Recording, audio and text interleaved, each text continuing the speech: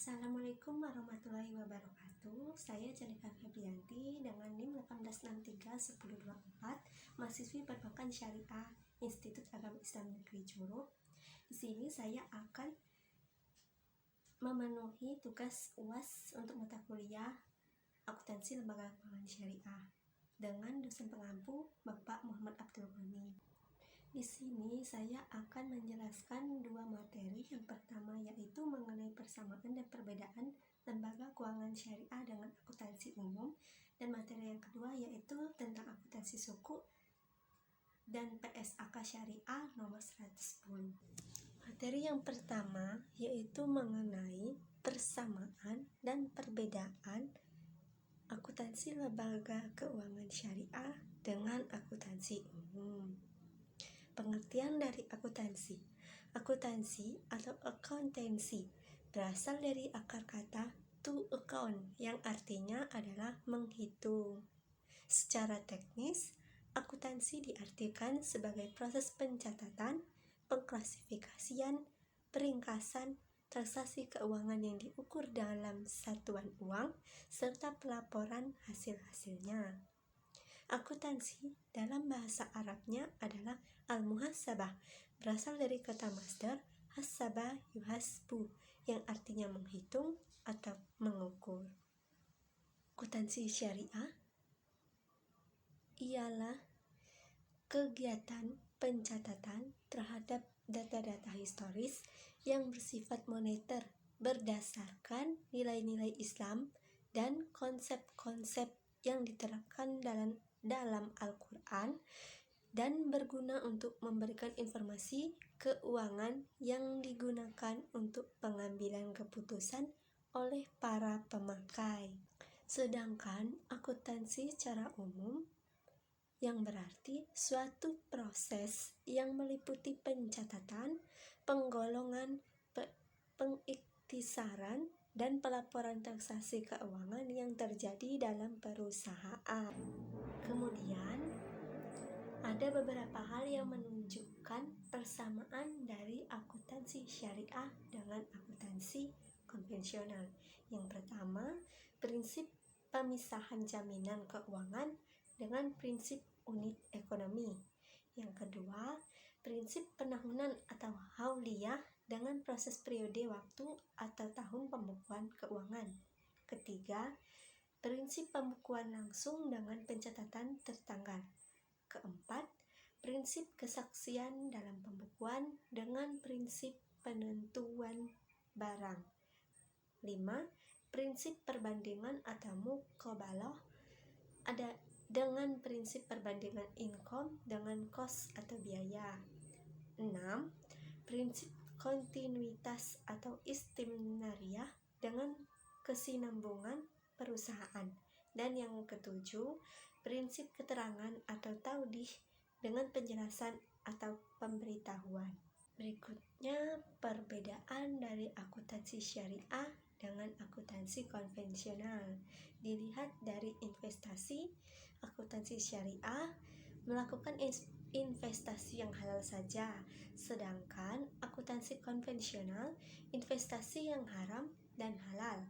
Dilihat dari bunga, kalau akuntansi syariah berdasarkan prinsip bagi hasil, jual beli, dan sewa, sedangkan akuntansi konvensional memakai perangkat bunga.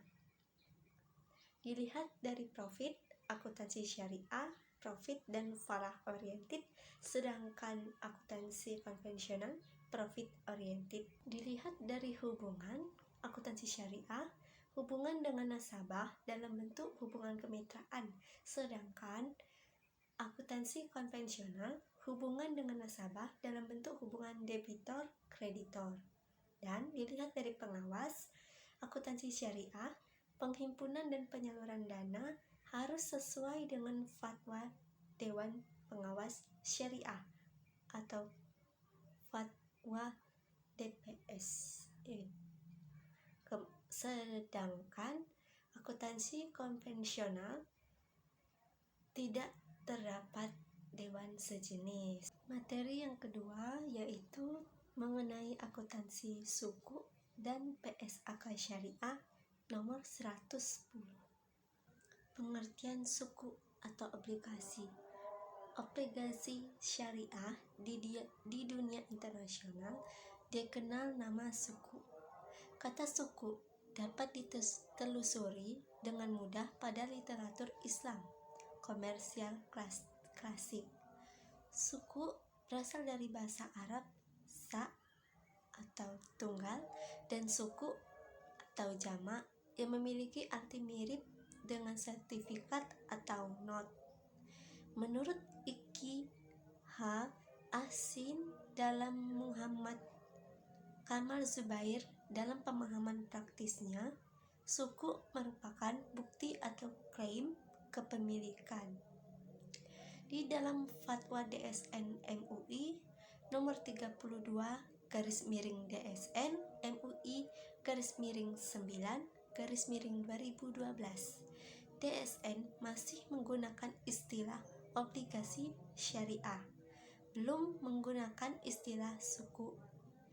Jika mengacu kepada fatwa tersebut, obligasi syariah adalah suatu surat berharga jangka panjang berdasarkan prinsip syariah yang dikeluarkan emiten kepada pemegang obligasi syariah yang mewajibkan emiten untuk membayar pendapatan kepada pemegang obligasi syariah berupa hasil atau margin atau fee, serta membayar kembali dana obligasi pada saat jatuh tempo. Suku atau obligasi syariah adalah surat berharga yang merupakan bukti kepemilikan atau klaim atas aset, baik itu berupa digital, intangible, atau kontrak proyek dari aktivitas tertentu yang mewajibkan emiten membayar pendapatan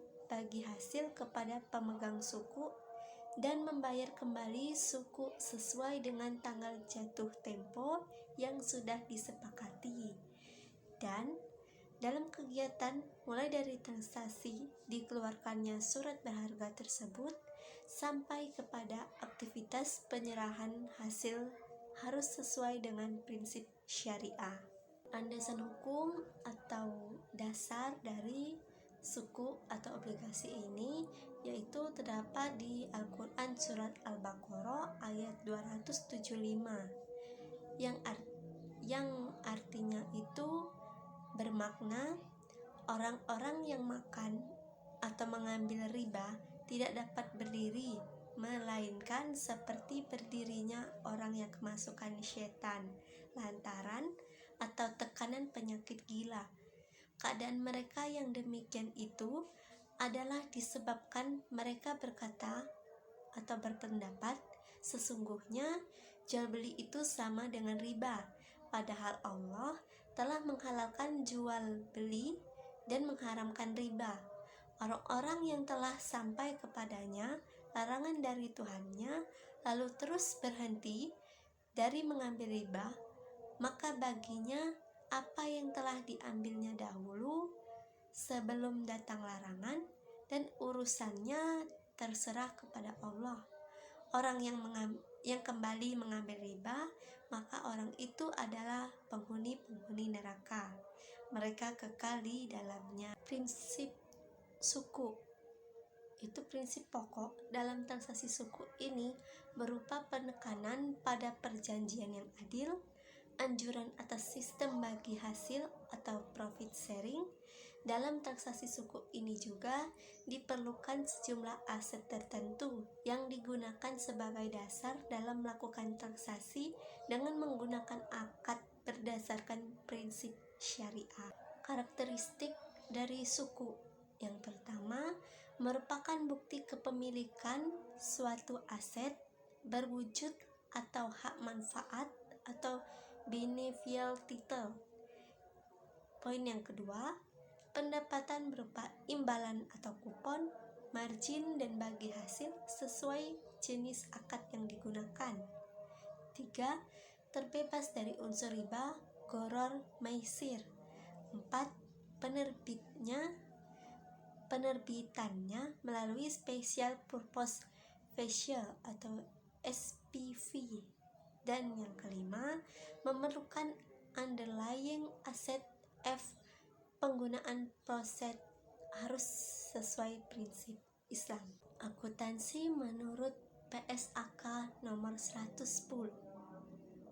Pernyataan Standar Akuntansi Keuangan atau PSAK nomor 110 adalah pernyataan standar akuntansi keuangan yang mengatur tentang akuntansi suku. Di dalam PSAK nomor 110 ini hanya mengatur pencatatan akuntansi suku atas suku ijaroh dan suku mudharabah. Hal ini dikarenakan suku yang telah diterbitkan di Indonesia sebagian besar adalah suku dengan akad ijaroh dan sebagian kecilnya adalah suku dengan akad mudharabah. Sedangkan untuk suku dengan akad wakalah baru saja diterbitkan pada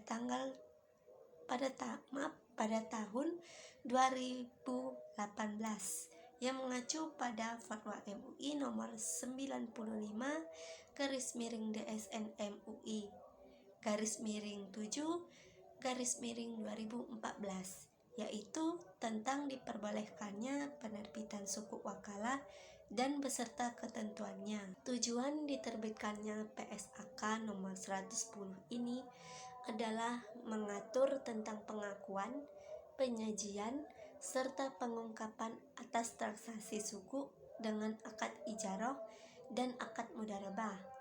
PSAK nomor 110 digunakan untuk entitas yang menerbitkan suku dengan akad ijaroh dan suku dengan akad mudharabah. Juga digunakan oleh entitas yang menjadi investor suku tersebut. Suku dapat diterbitkan oleh pihak swasta maupun oleh pemerintah. Itulah penjelasan dari dua materi yang saya paparkan tadi. Terima kasih kepada teman-teman yang sudah mau menontonnya, memahaminya. Maaf apabila ada kesalahan kata, kehilapan kata, dan kepada Allah mohon ampun. Saya akhiri, wabillahi taufiq wal hidayah. Wassalamualaikum warahmatullahi wabarakatuh. Terima kasih.